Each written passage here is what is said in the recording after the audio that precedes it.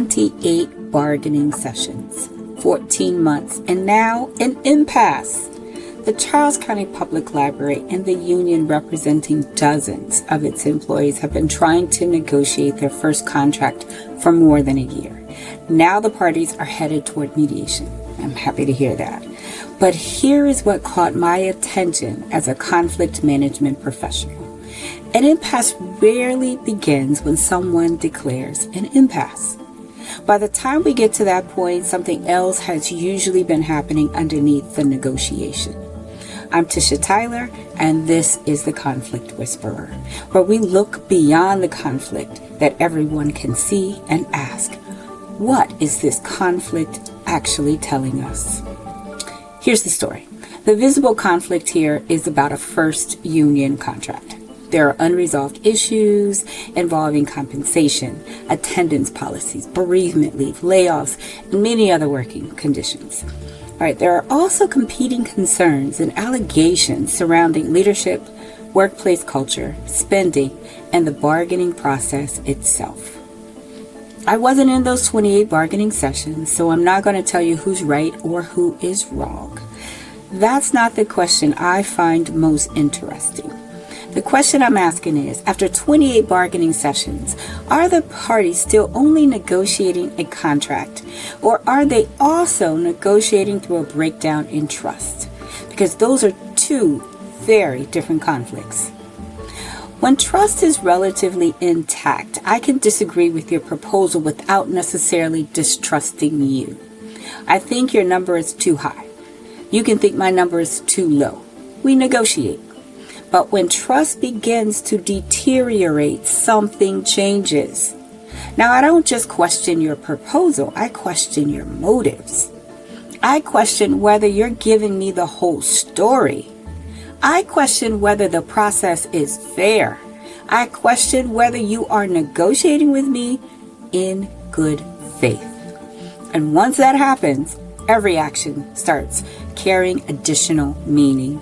A delay is no longer just a delay. A policy proposal isn't just a policy proposal. A request for more information isn't just a request for information.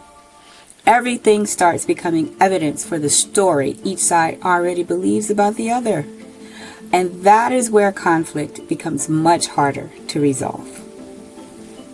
There is an important lesson here for leaders, boards, employees, unions, teams, and really any organization experiencing prolonged conflict. You cannot solve a relationship conflict simply by continuing to negotiate the substantive issues. Sometimes the process itself has to become part of the conversation. Do the parties trust the information they are receiving? Do they believe they are being heard? Do they believe the process is legitimate? Do they understand how decisions are being made? And perhaps most importantly, what has happened during the conflict that now also needs to be repaired?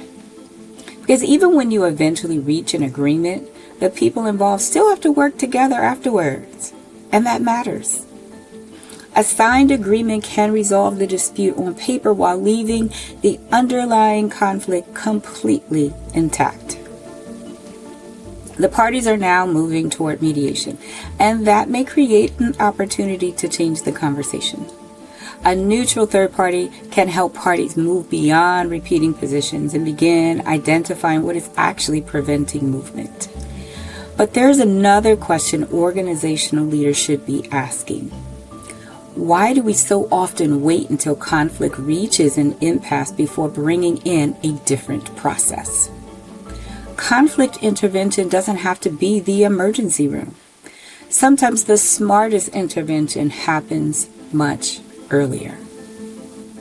So when I look at what is happening with the Charles County Public Library, I'm watching the contract negotiations, but I'm also watching something else. I'm watching what happens to an organization when disagreement becomes prolonged, positions harden, stakeholders become involved, and the conflict begins accumulating history. Because eventually you aren't only trying to solve the problem that started the conflict, you're trying to solve everything. that happened because of the conflict. And those are not the same thing. I'm Tisha Tyler, the conflict whisperer. And remember, the conflict we see is rarely the whole conflict.